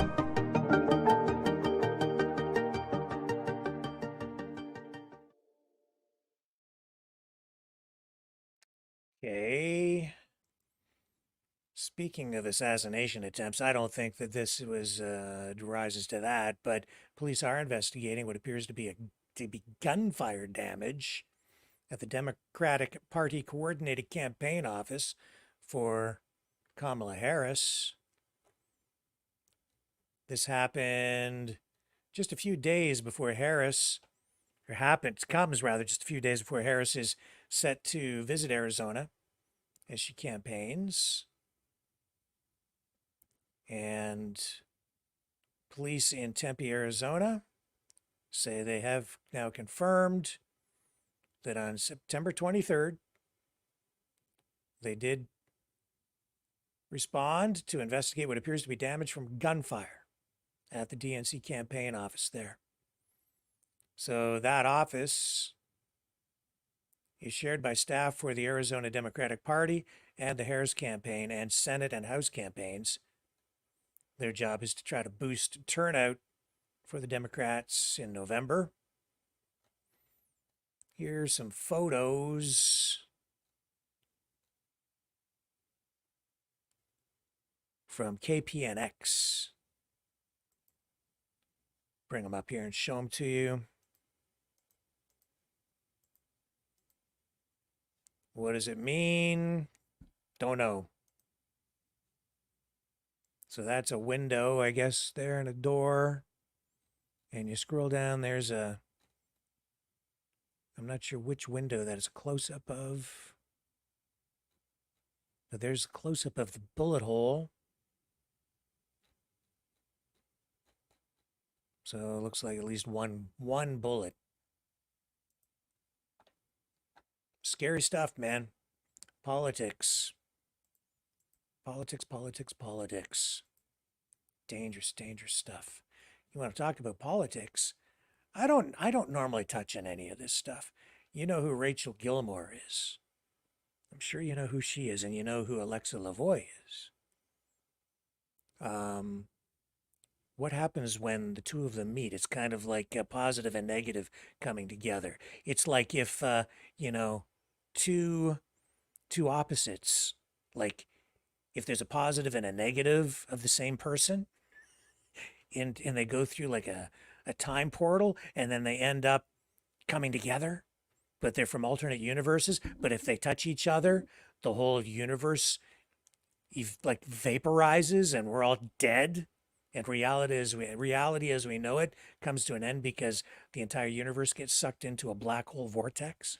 Well, this is kind of what happened on the streets. Rachel Gilmore, formerly with Global News, and Alexa Lavoie with Rebel News. Opposites, right? Rebel, sort of conservative, if you will. Rachel Gilmore, progressive, left-wing, liberal, NDP-ish, you got the picture, okay? And Rachel Gilmore, after losing her job at Global, which, I don't like to see anybody lose their job. Trying her hand at, I guess, sort of independent journalism, although she claims in this video she's working for some organization. And they're both accusing each other basically of, you're not a real journalist, I'm a real journalist, you're not a real journalist. It's just everything's deteriorated to that point. When I worked in television, I never had relationships like that with other media, any media. Never really did. We always said there's room for everybody. There was a pecking order and a hierarchy, and you had the veterans and the greenhorns and the wet behind the ears cub reporters, and the whole mix. But there was always room for everybody. Not so much anymore. It's very volatile out there. A lot of fighting, arguing. It's like enemies. It's because it's because traditional journalism is pretty much dead. So I think even within mainstream media, there's rivalry there because of political ideology and which team you pick or which team you are perceived to be on. I'm an old dinosaur sitting in this chair. So this, to me, what I'm about to show you is just kind of, I don't know. On the one hand, it seems kind of petty. On the other hand, it gives me a little bit of hope. I understand where they're both coming from. I'm going to run it, though, because it just illustrates where we're at today. It just shows you the divide and how it's really, in many respects, I don't think it's necessary. But here, let me bring it up. I thought I had it queued. Just give me a moment. It's just sad. I wish things weren't this way. You know, I would actually like to have both of them on, probably separately, just to do an interview with both of them, because I think it would be a great conversation to have with both of these ladies. Ever wondered what these far-right influencers who call themselves journalists actually sound like when they're doing an interview? I mean, in the wild, before they get a chance to carefully package their weirdo questions. Well, as you can probably see here, Rebel News decided that I was worthy of being sneakily filmed when I was covering a political event on Saturday. So I turned the camera back on them. And since you guys told me you wanted to hear it, I'm going to show you the full, raw video. Now, to be fair, they're going through a lot right now, because a court just ruled that Rebel News doesn't qualify for journalism tax credits because it doesn't produce enough original content. So here's what it looks like when they try to do original work. Are you filming me? Me? Hmm? Who are you with? Oh, you're Russian people. Yeah. Yeah, you are. So what are you doing into a liberal event? I'm reporting. I'm here as media. You're here as media? Yeah, as media. Because I'm a journalist. You're a journalist? Yes. You sure? Are you? Didn't you guys just have a court You ruling didn't, that decided that you your weren't place? journalists? You didn't lose your place? No, you didn't I get still fired? report. I have a job as an investigative journalist. Oh, yeah? For who? For Check My Ads. It's a US-based nonprofit. We do work with respect to ad tech. Mm-hmm. Yeah. And how come you had like access to this event? Because I'm media. Like, I'm a journalist. And journalists get access to political events to cover them. So are you going to question Justin Trudeau for like tough question? Sorry? Are you going to ask tough question to Justin Trudeau? I'm hoping there's a media availability so I can, yeah. I don't know if there's going to be one. So what are you going to do? Reporting If on no news what happens. is actually live streamed online? You're going to report on what is live streamed online? Well, I think it's important to sometimes see what's in the room, right? So you can get the surrounding context and not Mhm. just whatever's showing up on a live stream. Okay. So, yeah, Fair I'm enough. sure you would attest to that, right? Yeah. I never met you. Yeah, it's nice to meet you. Nice to meet you too. Yeah. Take care. Is that a piercing? Yes, it is. Oh, cool. Nice. Anyways, thanks to Rebel News for making me feel like a celebrity for a day. What do you think of all this? I think at least it ended on a positive note. Yeah, maybe there's a little bit of hope after all. Maybe. Makes you feel uncomfortable, doesn't it? And for what? Pretty sad. We'll be right back. Feel the vibrations.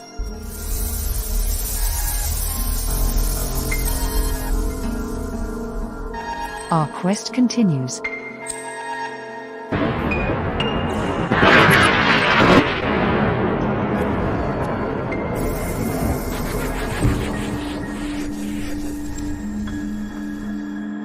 The truth is out there.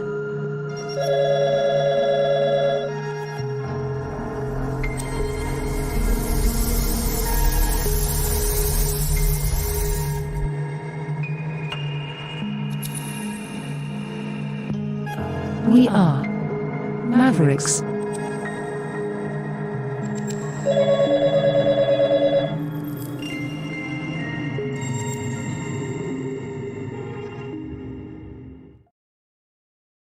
Okay, I'm back. More from the fake news file. I bring this up because I find this kind of journalism dangerous, potentially destabilizing, and the kind of thing that could get the whole world frickin' vaporized.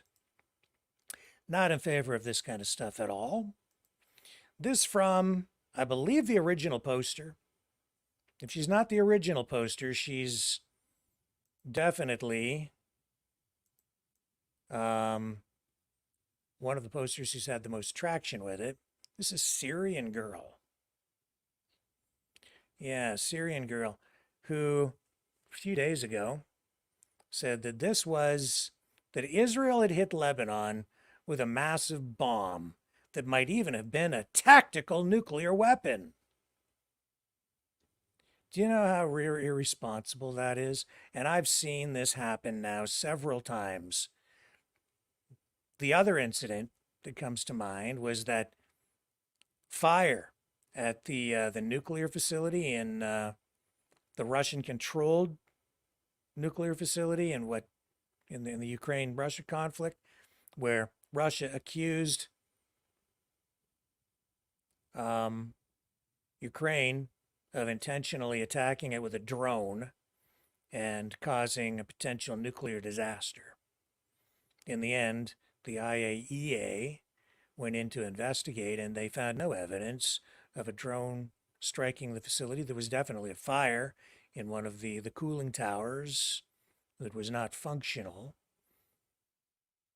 But there were posts immediately, within minutes of that fire being reported, from, and I'll say it, I mean, they are pro-Russian Twitter accounts that were simply not accurate and made it look like Ukraine was trying to create a nuclear disaster. And then again here, this post, same sort of thing, Syrian Girl saying Iran may have used a tactical nuke. And then I saw other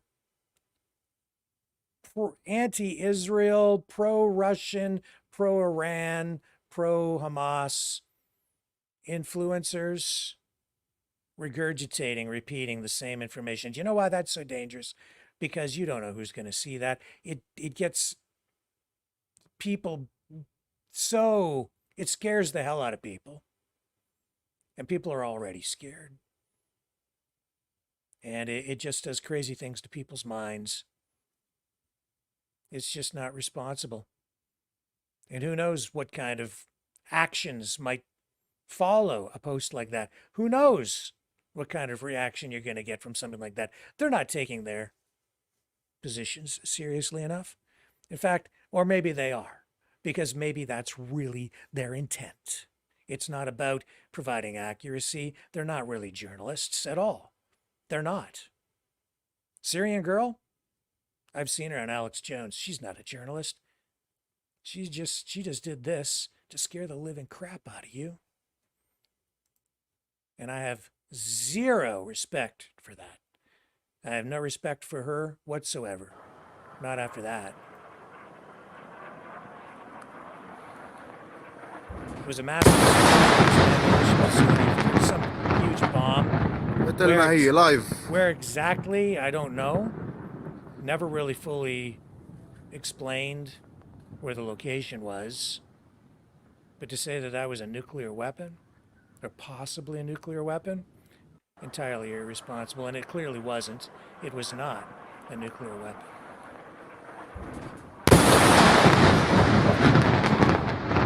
It may even have been if a nuclear weapon had been used, you would have seen all kinds of confirmation of it. The international community would have been up in arms. There would have been condemnations worldwide. And people really would have been scared then. Didn't happen that way, folks. It was a lie. And if not a lie, an exaggeration designed to generate fear. And if somebody's doing that to you, you might not want to pay much attention to that person anymore. And if I pay any attention, I certainly won't be giving it any credibility. Gross. That's what that is. Absolutely gross. tired, so tired, so tired of it. That's part of the information war. And it scares me. Her post didn't scare me because I knew right away that it was fake. Or at least exaggerated, not accurate. But the fact that 2.5 million people saw that scares me. Because out of the 2.5 million who saw her post alone, I know there's a percentage that believe it. God help us if somebody who has the power to push a button sees something like that at some point, or somebody who influences somebody who has their finger on the button, or somebody who has access to somebody who has access to somebody who has access to the person with their finger on the button, has enough influence to cause some sort of a chain reaction. Even in journalism school, when I was very young, one of the first things I learned was the power of media and how you need to be very careful about everything you say, because you don't know who's going to hear it. You don't realize how much impact you have out there when people take you seriously and they put their trust in you and they believe what you say. That's not good for anybody. Shame on her. And shame on whoever it is that's behind her who put her up to it.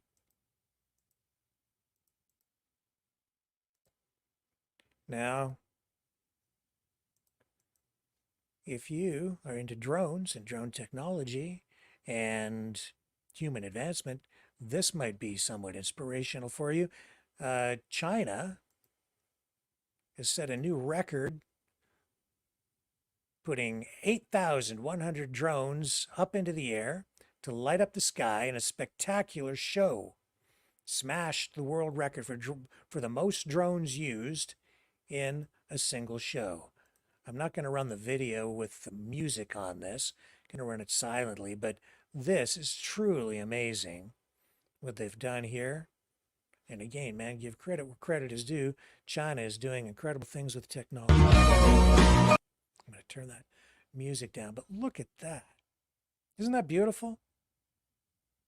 These drone shows, alternatives to traditional fireworks. Truly amazing. Look at that. That's wicked. Shows what human potential is, right? What people can achieve. And it's gorgeous. Very, very cool. New world record. Speaking of records, we have a record of our own. Not on vinyl. It's totally digital. It's called Free Dog. If you are so inclined, you can support the program by donating at freedomreporters.com or at maverickdonations.com. Any donation of $10 or more, and I'll send you the whole Free Dog album with 10 freedom-oriented songs of inspiration, uplifting, positive songs, generally speaking. Donate at maverickdonations.com or freedomreporters.com. Also, please like, share, subscribe, hit the thumbs up. It really helps to build the channel. It doesn't cost you anything to do that. And we still have t-shirts, $30 or more. Polo shirts with embroidered logos for $45 or more. And Maverick News hoodies as well for $60 or more. I'd be happy to send you one of those for donations. Sure could use the help as we get near the end of the month. Bills to pay. Many, many, many, many bills to pay. And I am so grateful to those of you, for those of you who have supported us and continue to support us, because we are not funded. Just like Rebel News, we don't qualify for any tax breaks, no government subsidies, no government funding, and we don't get any of that Google money either. And we're sure not getting it off YouTube because we are demonetized over there. Now, we do have things kind of rolling over there on Rumble, so we do have the Rumble chats what do they call them? The Rumble Rants, right? So you can donate through there as well.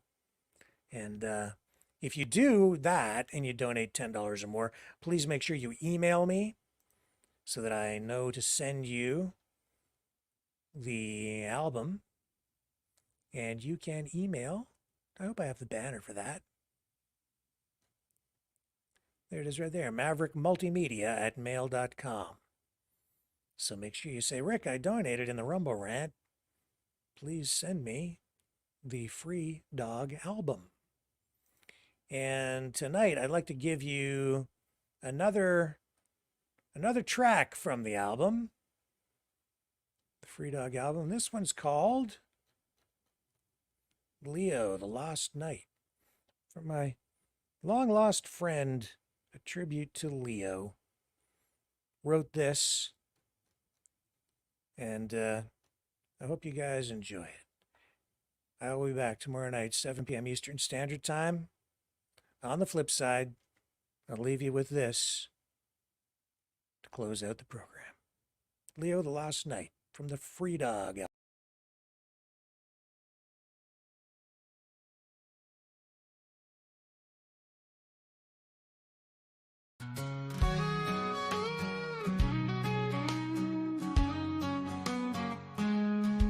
In the land where the shadows grow long, there was Leo the knight, brave and strong. With a heart like the steel of his sword, he fought for a peace that was never restored. Oh Leo, the lost knight, where did you go in the fog of war? You vanished, you know your legend lives on in the tales we tell of a hero who fought but then fell.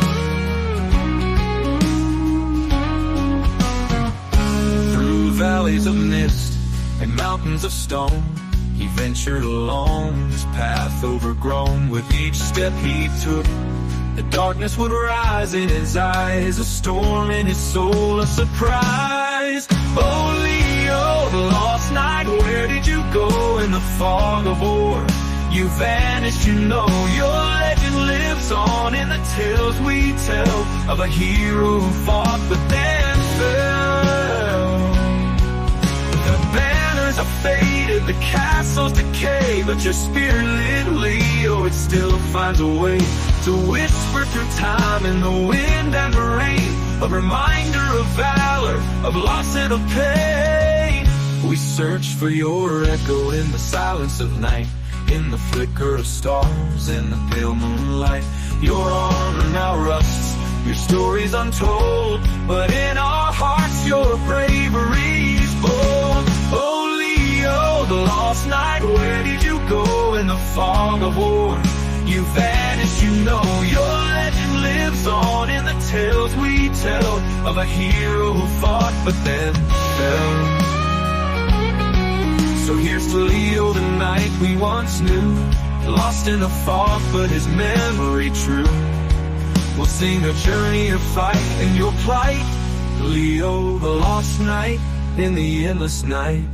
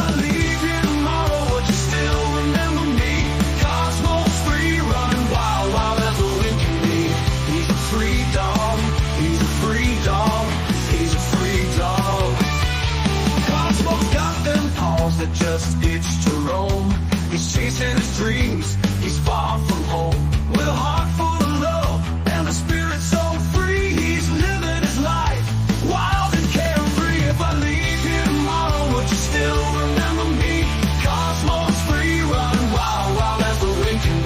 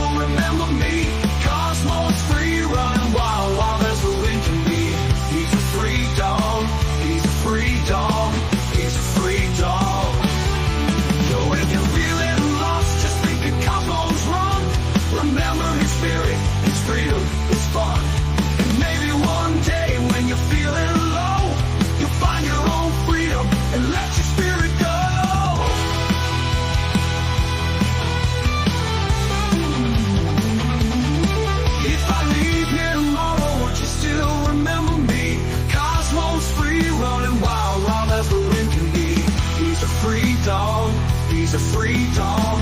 He's a free dog.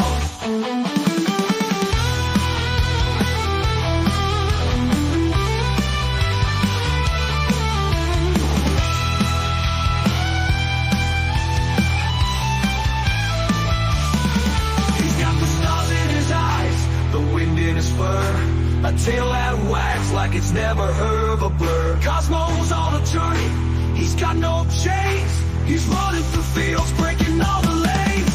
He's got the stars in his eyes, the wind in his fur, a tail that wags like it's never heard of a bird. Cosmo's on a journey, he's got no chains. He's running through fields, breaking all the lanes. Now the night's getting old and the sky's turning gray, but Cosmo's still out there, he's miles away. He's not looking back, he's got his path to tread. With Maverick the field, breaking all the lanes. If I leave here tomorrow, would you still remember me? Cosmo's free, running wild, wild as the wind can be. He's a free dog, he's a free dog, he's a free dog.